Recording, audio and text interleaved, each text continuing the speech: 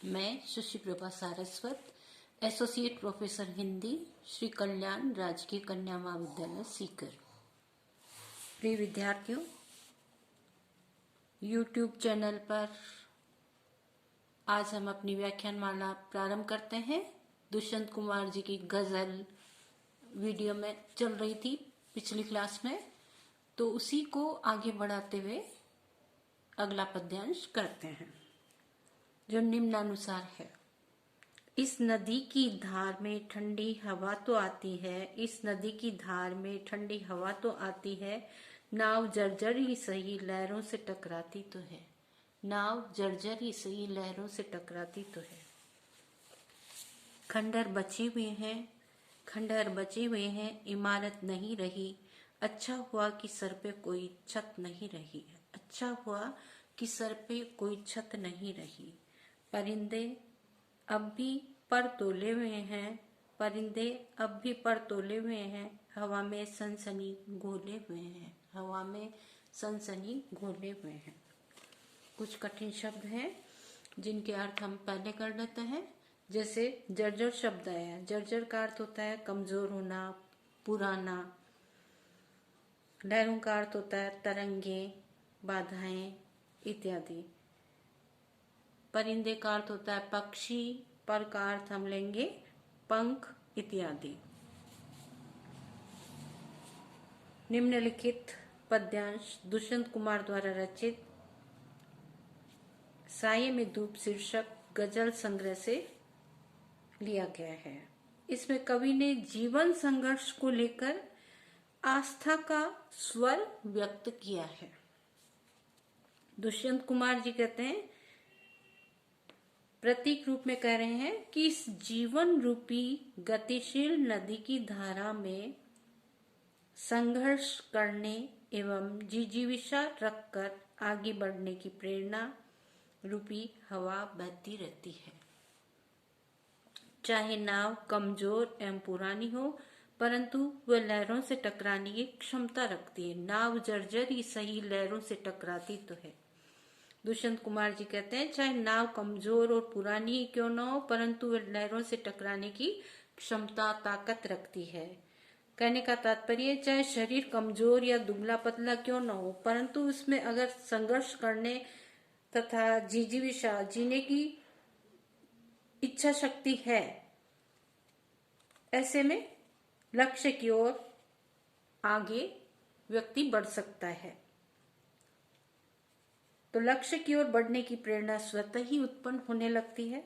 व्यंग्य रूप में आशय यह है कि समाज में परिवर्तन लाने की प्रबल भावना पनप रही है, समतावादी संकल्प मजबूती से उभर रहे हैं, इसलिए इससे खुशहाल समाज निर्माण की प्रेरणा मिलती रहेगी। खंडहर बचे हुए हैं, इमारत नहीं रही, अच्छा हुआ कि सर पे कोई छत नहीं रही। दुष्यंत कुमार जी कह रहे हैं कि इमारत गिर गई है, खंडहर इमारत गिर गई है, अब केवल खंडहर बचा हुआ है। भवन था, इमारत थी, बिल्डिंग थी, वो तो गिर गई, अब केवल खंडहर बचा हुआ है। ये ठीक हुआ क्योंकि वह सिर पर उस पुराने मकान का साया नहीं है। परतंत्रता एवं दासता रूपी इमारत अब ढह गई है। शोषण का तंत्र या साम्राज्यवादियों का महल ध्वस्त हो गया है। सामान्य जनता के लिए कवि कहता है कि ये अच्छी बात है, अच्छा हुआ कि सर पे कोई छत नहीं रही।